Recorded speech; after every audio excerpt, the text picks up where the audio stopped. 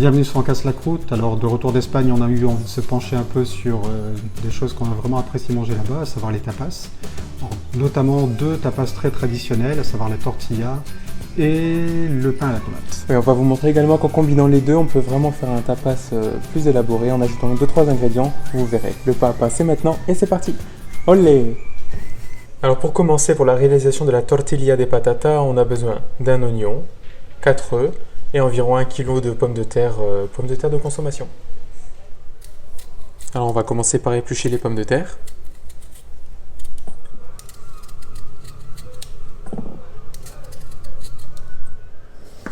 Donc ensuite on va couper les pommes de terre vraiment fin en réalité. Il va falloir qu'elles soient assez fondantes quand elles seront cuites dans l'huile.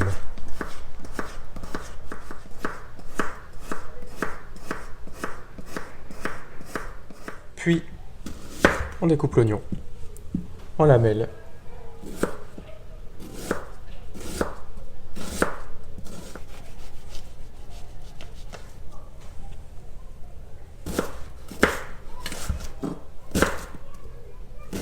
Il est gros. Oui, il est gros. Alors on va passer à la cuisson des pommes de terre. Dans une poêle bien chaude, on met une belle quantité d'huile. Donc on va venir cuire d'abord les pommes de terre. Et après quelques instants, on ajoutera l'oignon. On commence par les pommes de terre. Donc soyez prudent quand vous mettez les pommes de terre dans de l'huile. Surtout pour ce type de cuisson, pas d'huile d'olive. On cuit vraiment à haute température. De l'huile de tournesol, de l'huile de colza, ça fera bien l'affaire. On les remue régulièrement. Et on va les laisser cuire assez longtemps quand même. Il faut qu'elles soient relativement tendres avant qu'on ajoute les oignons. Alors, pas complètement cuites, il ne faut pas que ça se délite complètement. Surtout qu'il y aura la suite de la cuisson avec l'oignon.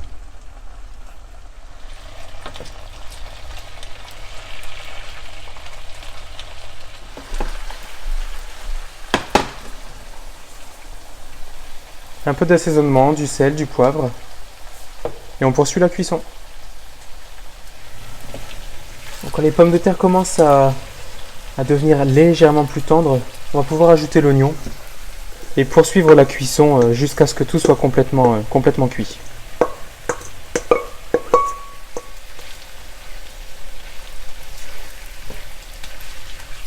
Voilà, les pommes de terre sont cuites, on va les réserver et on va s'occuper des œufs de l'omelette. Ensuite, on va casser les œufs et séparer les blancs des jaunes. Ce n'est pas une obligation cette opération-là, mais ça nous permettra de battre les blancs un peu comme quand on les bat en neige, pour rendre le mélange un peu plus mousseux, un petit peu plus léger, un peu plus aérien. Voilà. Petite pincée de sel, et puis on va commencer à les fouetter.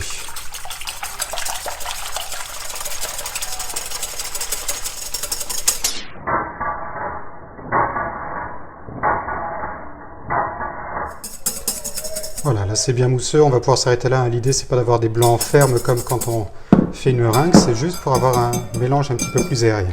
Voilà, on va y ajouter les jaunes.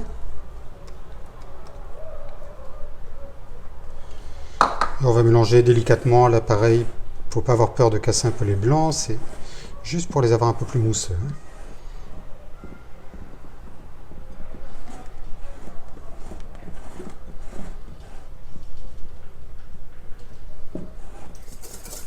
Voilà, on va transvaser progressivement les œufs dans les pommes de terre.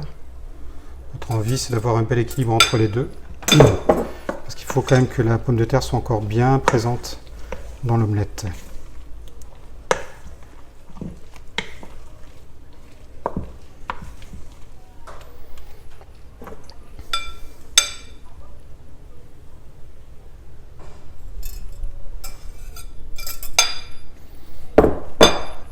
Donc voilà, trouver l'équilibre entre les deux pour avoir vraiment une omelette, mais aussi une garniture qui soit suffisamment conséquente.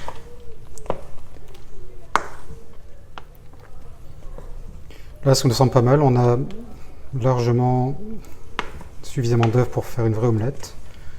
Et la pomme de terre est bien présente, donc je pense que là, c'est pas mal. Donc dans une poêle bien chaude, donc on a mis de l'huile également pour ne pas qu'elle accroche, on va verser le contenu de la tortilla.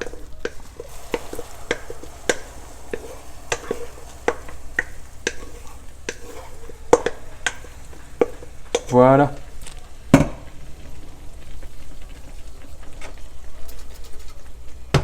Et on va laisser cuire un peu.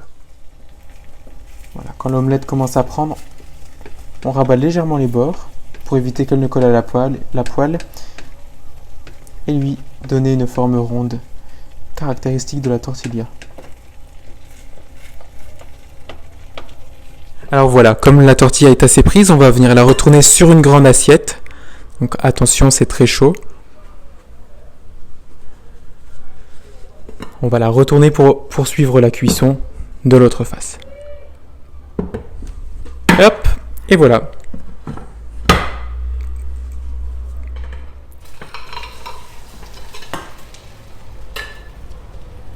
Ça repart en cuisson quelques minutes, juste pour dorer l'autre côté. Et voilà, à nouveau l'opération périlleuse. Il y a moins d'huile, mais c'est toujours aussi chaud. Et on retourne la tortilla.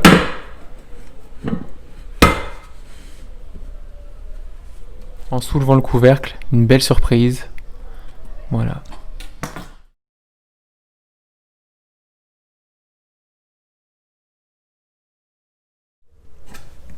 Alors voilà, pour le pan con tomate, le pain à la tomate, on est venu râper une tomate ou deux, selon la quantité de pain que vous voulez préparer.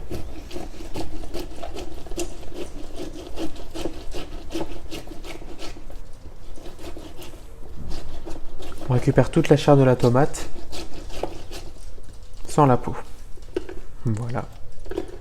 On va assaisonner notre pulpe de tomate avec un peu de sel, un peu de poivre, et puis un filet d'huile d'olive.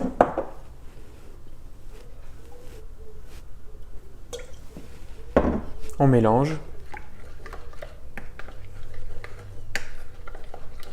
Voilà, c'est prêt. On va passer au montage. Maintenant, on va faire griller un petit peu de pain, donc 2 jolies tranches de pain assez épaisses. Et on va les mettre donc à griller.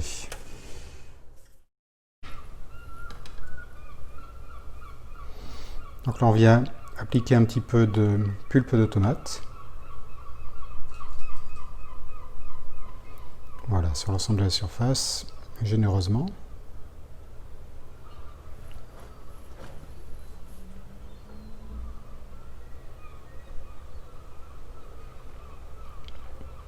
Voilà. On pose donc un morceau de tortilla sur chaque. Voilà, généreusement.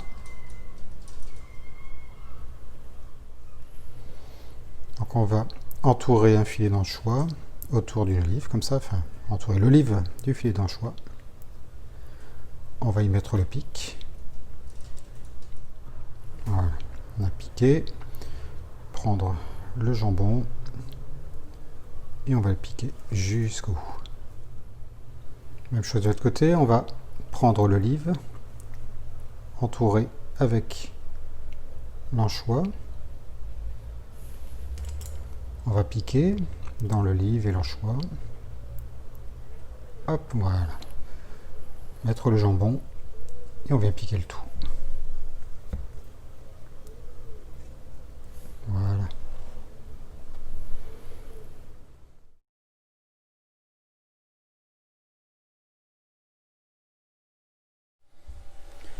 Alors pour la deuxième version, on va reprendre donc cette fois une tartine comme ça, un bout de baguette coupé en deux, qu'on a fait griller également.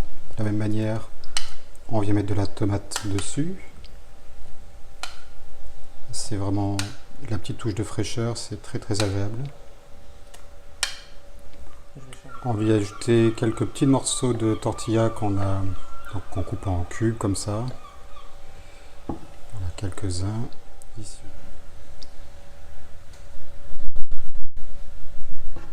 Un petit peu de chorizo qu'on va couper relativement finement également pour pouvoir en placer partout.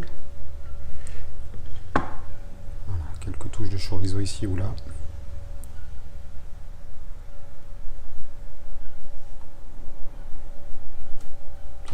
mettre après le fromage.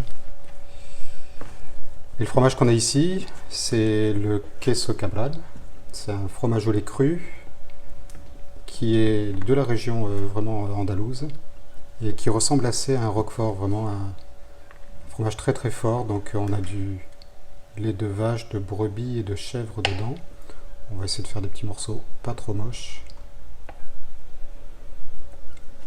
Voilà, pour les mettre sur la tartine. Ça c'est bien puissant, hein. Si vous aimez le roquefort, vous allez adorer. Si vous n'aimez pas, il vaut mieux tenter un autre fromage. Peut-être on va retenter un petit bout de tortilla ici du coup. Voilà.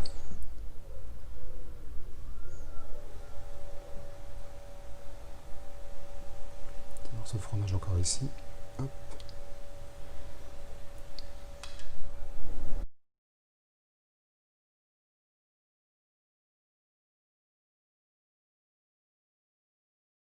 Ce qu'on aime avec le format tapas, c'est qu'on peut vraiment goûter à plein de choses différentes sans avoir trop peur de monter sur la balance le lendemain matin. On a vraiment beaucoup apprécié les différents plats qu'on a goûtés en Andalousie, alors on va bientôt vous proposer plusieurs recettes espagnoles, alors abonnez-vous pour ne rien rater. À bientôt!